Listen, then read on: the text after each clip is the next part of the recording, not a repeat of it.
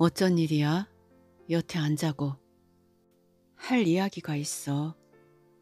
현정의 말에 긴장하는 듯하던 남편이 만면에 미소를 띄었다. 왜? 오랜만에 생각이 났어? 현정은 맥주를 한 모금 삼켰다. 남편이 성관계를 언급하기만 해도 현정은 마음이 불편해졌다. 현정이 남편과 성관계를 하지 않은 건 아이를 가지면서부터였다. 안녕하십니까.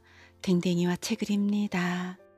오늘 들려드릴 작품은 박무진 작가님의 짧은 소설 두 편입니다. 윈윈 게임과 매일 그대와입니다. 이 작품은 박무진 소설집 내가 아직 살아있을 때 수록된 작품입니다. 박무진 작가님은 저의 문우이기도 합니다. 많이 사랑해 주십시오. 작품을 들으시고 좋아요를 눌러주시면 작가에게 힘이 됩니다. 구독은 감동입니다. 이제 시작합니다. 편안하고 행복한 시간 되십시오.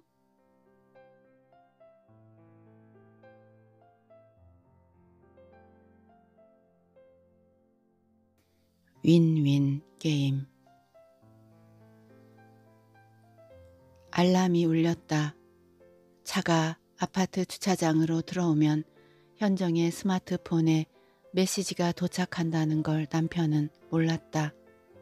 집 관련된 부분에 남편이 아는 건 거의 없었다. 현정은 그런 남편을 탓하지 않았다. 오히려 다행이라 생각했다. 미안한 마음과 억울한 마음의 무게가 같아 균형을 잃었다. 현정은 식탁에 앉아 맥주 캔을 땄다. 현정이 맥주를 두 모금째 마실 때 현관문이 열렸다. 현정을 보고 놀란 남편이 그대로 멈춰섰다. 맥주 한잔 할래? 쭈뼛거리던 남편은 옷을 갈아입고 오겠다며 방으로 들어갔다. 보통 때 현정은 현관문이 열리기 전 불을 끄고 침대에 누웠다. 굳이 알람이 아니더라도 현정은 남편에 관한 한 아주 작은 소리까지 감지할 수 있었다. 방으로 들어온 남편은 현정을 먼저 살폈다. 눈을 감고 있어도 현정은 남편이 움직이는 방향까지 알 수 있었다. 남편은 들으라는 듯 한숨을 쉬거나 무슨 잠이 저렇게 많냐며 구시렁거리거나 스마트폰을 손에 쥔 채 재빨리 욕실로 가버리거나 했다. 욕실에서 나온 남편은 3가지 화장품을 정성스럽게 바른 후에야 침대에 누웠다. 그때부터 현정은 초감각까지 동원해 남편이 잠들기를 기다렸다. 남편이 아무리 등을 돌려 불빛을 박아도 스마트폰 자판을 치느라 생기는 매트리스의 진동은 막지 못했다. 그리고서도 무슨 생각을 하는지 남편이 고른 숨소리를 내기까지는 적지 않은 시간이 걸렸다. 그렇게 남편이 깊이 잠든 후 현정이 몸을 일으켜 방을 빠져나오는 게 원래의 패턴이었다. 남편이 욕실에 들어갔다. 다시 식탁으로 나온 건 20분이나 지나서였다. 씻느라 그랬다지만 그뿐만은 아니라는 걸 현정은 알고 있었다. 현정이 냉장고에서 맥주 2개를 꺼내 남편 앞으로 하나를 내밀었다. 어쩐 일이야? 여태 안 자고. 남편이 하품하며 말했다. 억지로 하는 게 너무 티나서 현정은 조금 웃었다. 할 얘기가 있어. 현정의 말에 긴장하는 듯하던 남편이 만면에 미소를 띄었다. 왜? 오랜만에 생각이 났어? 현정은 맥주를 한 모금 삼켰다. 남편이 성관계를 언급하기만 해도 현정은 마음이 불편해졌다. 현정이 남편과 성관계를 하지 않은 건 아이를 가지면서부터였다. 임신은 성관계를 피할 수 있는 좋은 핑계였다. 현정은 성관계를 좋아했던 적이 없었다. 첫 연애에 실패했던 이유였다. 성관계를 안 하려면 연애를 왜 하냐며 남자는 현정을 세상에 없을 사람처럼 취급했다. 남자의 말을 이해하지 못한 현정은 결국 차이고 말았다. 먼저 결혼한 친구들은 성 경험 없는 여자가 성관계를 두려워하는 건 특별한 일이 아니라고 했다. 심지어 처음 몇 번은 아프고 괴로울 수도 있었다. 성관계를 즐기게 되기까지 걸리는 시간은 사람마다 달랐다. 어쨌거나 남자를 만나려면 성관계가 당연하다는 데에는 현정 애엔 이견이 없었다. 성관계를 각오하지 않으면 평생 외롭게 살아야 한다고 생각하니 현정은 막막해졌다. 오래전 영화에서 여배우가 오르가즘을 연기하는 장면이 화제가 된 적이 있었다. 성관계를 진짜로 즐기지 못하는 여성이 적지 않다는 뜻이었다. 고통을 각오하고 연기를 하면서까지 성관계를 하는 건 즐거움보다는 아이를 가지기 위해서라는 게 현정에겐 오히려 합당하게 느껴졌다. 아이가 있는 삶을 꿈꾸면서 만난 남편에게 현정은 영화에서의 그 배우처럼 연기했다. 그가 손을 잡고 키스하면 흥분이 되는 척, 성관계를 할 때는 오르가즘을 느끼는 척 했다. 다른 영화에서도 숱하게 보아왔던 장면들을 재현하는 건 어렵지 않았다. 현정이 연기보다 어려웠던 건 성관계를 거절하는 일이었다. 가끔은 거절할 수도 있다는 걸 알고 있었지만 현정은 그가 거절을 어떻게 받아들일지 두려웠다. 현정은 결혼을 서둘렀다. 신혼을 만끽하고 싶어하는 남편과 달리 현정은 결혼만큼이나 임신도 서둘렀다. 임신 판정을 받고서 현정은 눈물을 쏟았다. 따님도 노산도 아닌 현정에게 무슨 사연이 있는가 싶어 의료진은 호기심 어린 눈길을 거두지 못했다. 현정은 기뻐서 운다고 그들을 안심시켰다. 죽도록 성관계가 싫었다고 그들에게 말할 수는 없었다. 병원에 다녀왔어. 현정이 말하자 남편이 맥주를 내려놓았다. 남편 눈빛이 예사롭지 않았다. 병원을 가보라고 한 건 남편이었다. 아이를 낳은 지 얼마 안 됐을 때였다. 너무 오래 참았다며 집요하게 성관계를 요구하는 남편에게 현정은 벌컥 화를 냈다. 육아는 그 무엇보다 피곤한 일이었다. 가사와 육아에 참여는커녕 도움조차 주지 않는 남편의 성관계 요구는 파렴치하게 느껴졌다. 어쨌건 임신과 마찬가지로 갓난아이를 키우는 일은 성관계를 피할 수 있는 좋은 핑곗거리였다. 이후로 남편의 귀가가 점점 늦어졌다. 현정은 남편에게 아무런 불만을 표시하지 않았다. 성관계를 피할 다른 핑계가 생기지 않아 어쩔 수 없었다. 아이가 밤에 길게 자면서부터 현정은 아이를 재우며 같이 잠든 척 했다. 오르가즘을 연기하는 것보다 훨씬 쉬웠다. 남편은 현정에게 성관계를 요구하는 대신 재차 정신과 상담을 권유했다. 아이가 생긴 이후로 사이가 나빠지고 성관계 횟수가 줄어드는 부부가 많다고 했다. 왜 그런 현상이 생기는지 가사와 육아를 전담하는 여성들은 이미 알고 있었다. 차라리 그런 경우라면 큰 소리라도 칠 수 있겠지만 현정의 정신적인 문제를 의심하는 남편에게 현정은 아무 말도 할 수 없었다. 애초부터 성관계를 싫어했고 친구들의 말과 달리 조금도 좋게 느껴지지 않는 욕구조차 없는 자신에게 문제가 있다고 여겼다. 남편이 맥주를 한 캔 더 가져왔다. 무성애자래. 성욕을 느끼지 못하는 사람. 남편은 맥주를 마시는 대신 마른 세수를 했다. 아니, 어떻게. 당신 신혼 때는 안 그랬잖아. 성 정체성은 변하기도 한데. 현정은 남편에게 원래부터 성욕이 없었다는 말은 절대로 하지 않을 생각이었다. 자신도 아직 온전히 납득하지 못한 정체성을 남편에게 제대로 설명하기는 불가능했다. 최악의 경우 사기 결혼으로 몰려 이혼을 당할 수도 있었다. 남편에게 너무 솔직해지면 안 된다고 조언한 건 레즈비언 카페에서 친하게 지내는 회원들이었다. 현정이 스스로의 성 정체성을 의심하며 가입한 카페였다. 정신과에 가는 건 도무지 내키지 않았다. 그들은 현정의 고민을 비웃지 않고 진지하게 대응해 주었다. 남성은 물론 여성에게도 성적인 매력을 느낀 적 없는 현정이 레즈비언이 아닌 건 확실했다. 아니, 그게 말이 돼?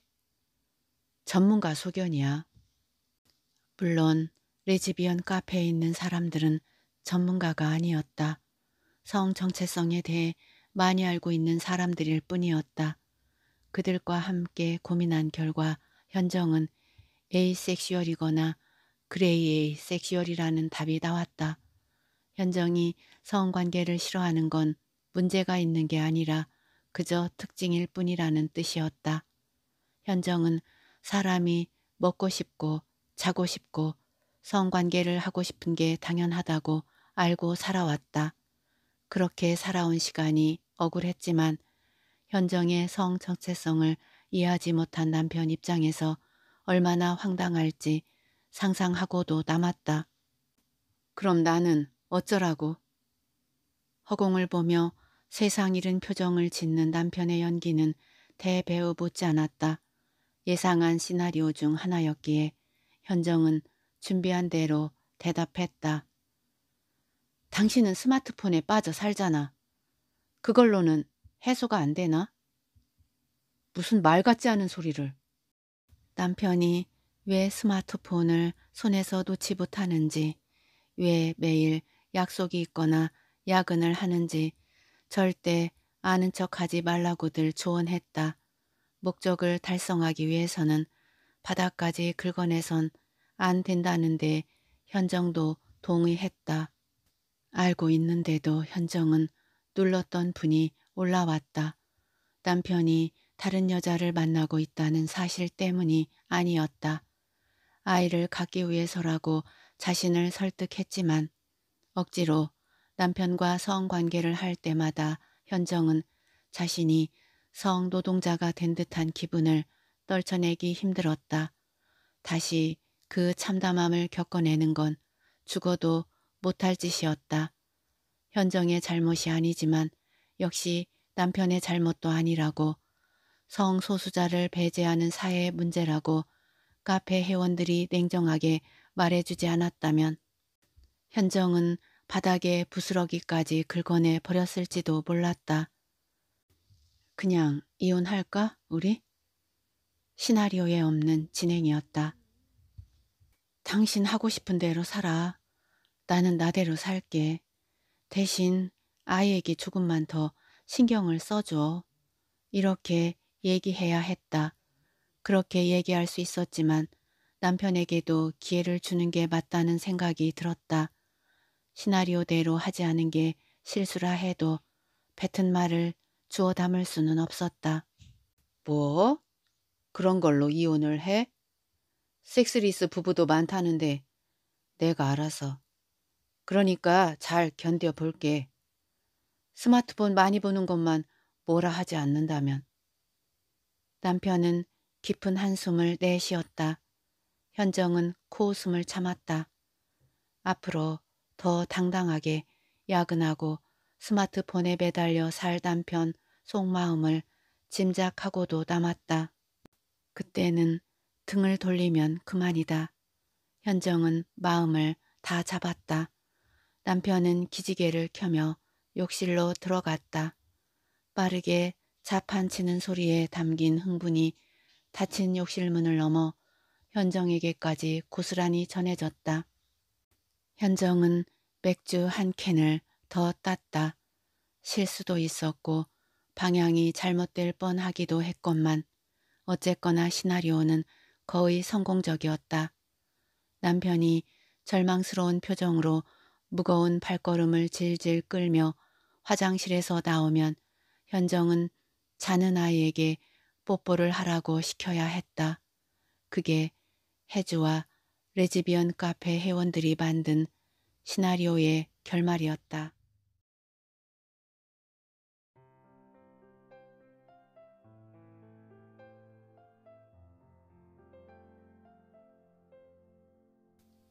매일 그대와 알람 소리에 눈을 뜬 준규는 몸을 일으키며 스마트폰을 켠다. 손닿기 가장 편한 위치에 유료 운세 애플리케이션이 있다. 1978년생 말띠인 준규는 운세 앱에 1980년생 원숭이띠로 생년을 지정해 놓았다. 원숭이띠라서 현정이 그토록 재주가 많은가 보다고 생각했다.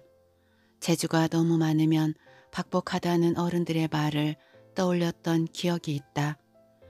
앱을 터치하려다 말고 날짜를 확인한 준규는 두 팔을 내려뜨린 채 머리를 다리 사이에 묻는다. 늙은 고양이가 준규 머리에 제 몸을 비빈다.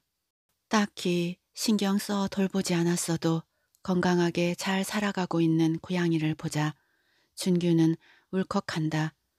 고양이를 들어 품에 안으려는데 버둥거리며 준규의 품을 빠져나간다. 싫은 건 싫다고 확실하게 표현할 줄 아는 고양이를 보며 준규는 희미하게 미소 짓는다.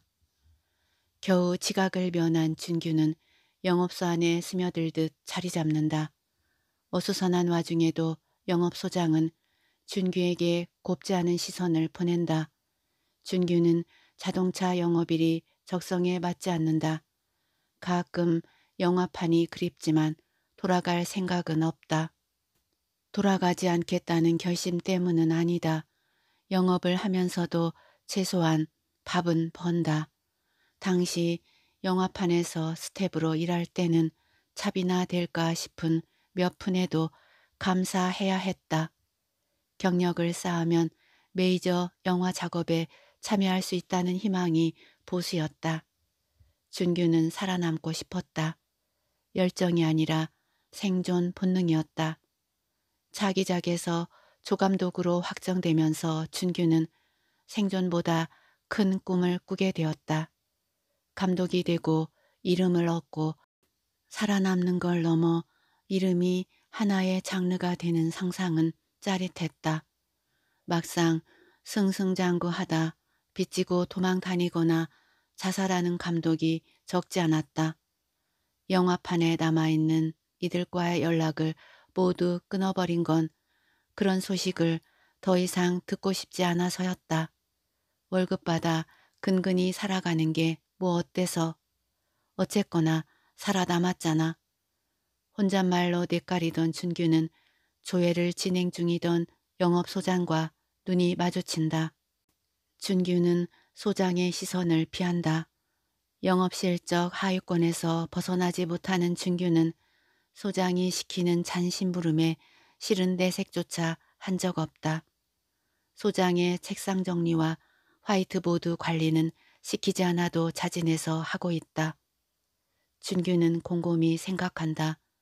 살아남기 위해 무엇까지 할 수 있을지. 여러분, 요즘 미투니 뭐니 해서 시끄러운 거 알죠? 우리 영업소에서도 불미스러운 이야기 나오지 않도록 조심합시다. 준규의 얼굴이 굳는다. 손발이, 팔다리가, 몸통까지 굳는다. 머릿속까지 굳어버렸다. 고객과 약속이 있는 척 담당하던 자비를 제쳐둔 채 신속하게 사무실을 빠져나온 준규는 편의점에 들러 담배를 한 갑 산다. 담배 한 개비를 입에 물고 나서야 준규는 라이터가 없다는 걸 깨닫는다. 먼저 담배를 피우고 있던 사람이 준규의 담배에 불을 붙여주며 금연 구역을 조심하라 일러준다. 담배 한 대 피우려다 담배 한 보루 값도 넘는 벌금을 무는 수가 있다. 조심할 새도 없이 준규에게서 받은 기침이 터져 나온다.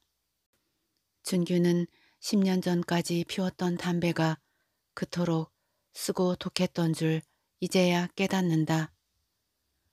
그날 준규는 몸을 가누지 못할 정도로 만취한 채로 입에 담배를 물고 있었다. 그토록 취하기는 처음이어서 불이 붙어있는 담배가 입에서 저절로 빠져나왔다. 그 와중에 준규는 편의점에서 소주 한 병을 샀다. 가로등이 켜진 전봇대 아래 선 준규는 병째 소주를 들이켰다. 소주가 소화되기 전에 준규는 토악질을 했다. 소주와 함께 안주 건더기들이 전봇대를 타고 흘러내렸다. 음식 냄새를 맡은 길 고양이가 준규 주변을 맴돌았다. 준규는 제 몸을 이기지 못하고 바닥에 주저앉았다. 길 고양이도 준규에게서 조금 떨어진 곳에 자리를 잡고 앉았다. 준규는 길 고양이를 봤다. 길 고양이도 준규의 시선을 피하지 않았다. 더러운 거라도 먹고 살아. 악착같이 살아. 살아있는 건 더러운 게 아니야. 무슨 말인지도 모르고 뇌까리던 준규는 이후로 기억이 끊겼다. 눈을 뜬 후에야 준규는 자신이 저지른 일을 알게 되었다. 준규가 덮은 이불 위에 잠든 노란색 줄무늬 고양이는 너무 작아 건드리기도 겁이 났다. 내가 왜 여기 있냐? 악! 준규에게서 웃음이 터져 나왔다. 썽을 나는 새끼 고양이는 무섭기는커녕 귀엽기만 했다. 눈치를 보던 새끼 고양이가 엄청난 속도로 도망쳐 작은 틈새에 제 몸을 끼워 넣었다. 고양이는 채 숨기지 못한 몸을 덜덜 떨고 있었다. 준규 얼굴에서 웃음이 사라졌다. 새끼 고양이에 비해 자신이 엄청나게 커다란 짐승이라는 사실을 너무 늦게 깨달았다. 준규는 찬장을 뒤져 참치 캔을 찾아냈다. 참치살을 접시에 담아 고양이 가까이에 두었다. 한참 미동조차 없던 고양이는 어느새 접시에 코를 박고 허겁지겁 참치를 먹었다. 너무 쉽게 풀려버린 고양이의 경계심이 위험해 보여 준규는 고양이를 다시 길로 내보낼 수 없었다. 살려고 쫓아온 건지 살리겠다고 데려온 건지는 중요하지 않았다. 준규는 담배를 입에 불었다가 도로 담뱃갑에 넣었다. 사람에게 나쁜 담배 연기가 주먹만한 고양이에게 괜찮을 리 없었다. 제게 온 연을 다시는 함부로 놓지 않겠다고 결심하며 준규는 담뱃갑을 우그러뜨렸다. 끊기로 결심해 놓고 다시 빨아들인 담배 연기에 죄책감이 붉게 스며든다. 준규는 담뱃불을 붙여준 사람에게 한 개비가 빠진 담뱃갑을 통째로 건넨다. 해야 할 일도 없고 일할 마음도 들지 않아 준규는 가만히 서서 주변을 둘러본다. 각종 프랜차이즈 커피숍 틈바구니에 희게 빛나던 간판에 사주 카페가 있다. 오늘 현정의 운세를 확인하지 못했다는 게 떠오르자 준기의 발걸음은 저절로 사주 카페를 향한다. 등받이가 푹신한 소파에 앉으니 준기의 마음이 조금 편안해진다. 주인장이 만든 커피를 역술가가 들고 온다. 사주 10,000원이에요. 준규는 스마트폰을 만지작거린다. 아침엔 용기가 없어 운세 앱을 보지도 못했으면서 사주 카페에 들어온 게 실수 같기도 하다. 눈치를 보던 역술가가 준규 앞에 자리를 잡는다. 생년월일을 말해보세요. 1970 아니 1980년생 원숭이띠요. 생년을 헷갈린 준규를 역술가가 빤히 쳐다본다. 생일도요. 오늘입니다. 처음으로 비중 있는 조연을 맡았던 현정은 한시도 긴장을 늦추지 않았다. 조연으로 안 해본 역할이 없다고 해도 과언이 아닐 정도였던 현정은 배우 자체로는 아직 조명받지 못하고 있었다. 감독은 역할에 스며드는 현정의 연기를 높이 샀다. 편안해 보이는 현정의 얼굴에서 그로테스크가 나타날 때는 소름이 끼쳤다며 현정에게 특별한 관심을 보이기도 했다. 그러면서 감독은 지나가는 말처럼 현정의 마스크로 공포영화를 찍어보고 싶다고 했다. 그 말을 들은 현정의 얼굴에 화색이 돌았다. 현정의 얼굴은 둥그렇고 이목구비는 선량했다. 준규가 보기엔 여자 주인공의 착한 친구 역할이 가장 잘 어울렸다. 배우의 가능성을 알아보는데 자신보단 감독이 한 수 우일 거라 여기며 준규는 감독 말에 굳이 토 달지 않았다. 준규와는 두 번째 작업이어서인지 현정은 준규에게 이런저런 속 이야기를 잘 했다. 프로는 이러면 안 되는데 생일에 종일 일하려니 조금 속상하네요. 막상 현정은 웃는 얼굴이었다. 묻어나고 순한 현정과의 연애를 염두에 두고 있던 준규는 그날이 현정의 생일이라는 걸 알고 가만히 있을 수 없었다. 현장을 벗어나 선물을 장만하는 건 무리였고 케이크를 사다 주면 이목이 집중될 수 있었다. 야간 촬영이 없는 날이니 저녁 겸 술이나 함께 하는 정도가 최선이었다.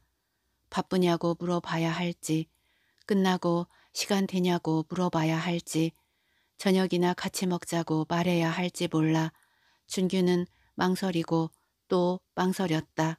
잠시 감독에게 다녀온 현정이 준규에게 바짝 다가섰다. 오늘 엄청난 생일 선물을 받을 것 같아요. 현정의 얼굴에 드리운 홍조는 기뻐 보이기보단 불안해 보였다. 감독님이 부르셨어요. 작업 끝나고 숙소로 오래요. 아니, 왜 숙소로? 다음 작품 얘기를 하시려나 봐요. 조연 생활 10년 만에 온 기회라며 현정은 달떠 있었다. 준규는 상황이 영 미심쩍었다. 여배우들과 성관계를 가지는 남자 감독이 드물지 않았다. 배역을 믿기로 유인하기도 했고 강압적으로 성관계를 요구하기도 했다. 반대로 배역을 따기 위해 여배우 스스로 감독에게 성을 상납한다는 소문도 많이 떠돌았다. 준규는 현정에게 아무 말도 해줄 수 없었다. 아무리 조연이라도 경력 10년이면 영화판 생리를 모를 리 없었다. 어떤 방식으로든 현정의 바람이 이루어질 수도 있었다. 준규는 현정의 앞날에 방해가 되고 싶지 않았다. 현정과 조금 더 친밀했다면 적극적으로 말렸을까. 준규는 역술가가 답을 줄 것처럼 쳐다본다. 난 시는 몰라요? 네. 역술가는 고개를 갸웃거린다. 준규는 그의 입에서 시선을 떼지 못한다. 사는 동안 우여곡절이 많았네요. 인복이 없어서 이용만 당했을 거고 큰 위기를 겪고 용케도 살아남으셨네. 어디 보자. 앞날이. 뭐가 이렇게 어지러워. 거참. 때 맞춰 밥은 얻어먹는다고 나오니 그렇게 박복한 운명은 아닌가 보네요. 난시를 모르니 이 정도밖에 나오질 않아요. 그런데 지금 무슨 일을 해요? 영업합니다. 일이 안 맞네. 재기가 넘쳐 방송, 연애, 체육. 아, 고난이 첩축 산중이로다. 근래 본 사주 중에 제일 복잡하네. 어쨌거나 방송 그쪽으로는 눈도 돌리지 말아요. 밥은 고사하고 사는 게 사는 것 같지 않을 수도 있어요. 준규는 말없이 고개를 끄덕인다. 더 물어볼 건 없으시오? 만약 이 사주가 여자 사주라면요? 역술가의 표정이 미묘해진다. 돈 더 드릴 테니 여자 사주로도 봐주세요. 준규는 다급하게 지갑에서 2만 원을 꺼낸다. 돈에는 손을 대지 않은 채 역술가가 입을 연다. 그건가? 뭐라더라. 원래 여자였는데 남자로 수술하고 뭐 그런 경우요? 선뜻 알아들을 수 없어 준규는 멍하니 역술가를 쳐다본다. 진짜 남자 같네. 허허. 어쨌거나 잘했어요. 여자였으면 여태 살아있지도 못했어. 수술로 운명이 바뀔 수도 있다더니. 역술가는 10,000원짜리 2장을 주머니에 넣으며 주인장 곁으로 가버린다.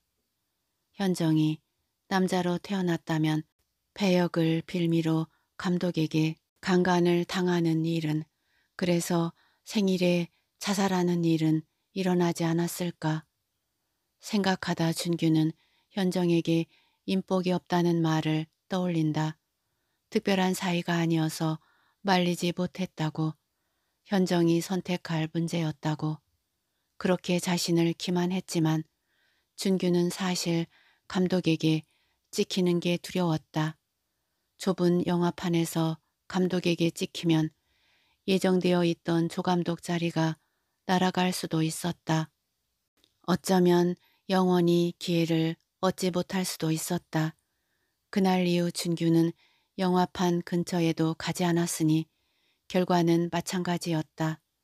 결국 필요했던 건 자신의 용기뿐이었다는 걸 준규는 이제야 깨닫는다. 준규는 먼저 유로 운세 애플리케이션을 지운다. 이어 현정의 이야기를, 이젠 템을 지급받는 그 감독의 이야기를 자신의 SNS에 쓰기 시작한다. 샵 미투, 샵 with you를 붙여서.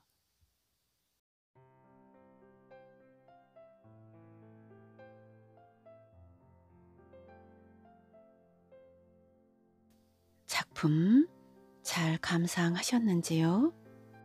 배역을 미끼로 감독은 현정을 강간했군요.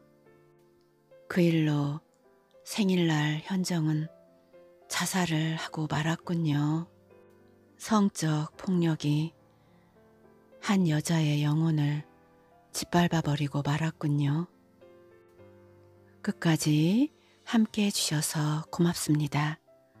좋은 작품 써주신 작가님께도 감사함을 전합니다. 다음 작품으로 또 만나요.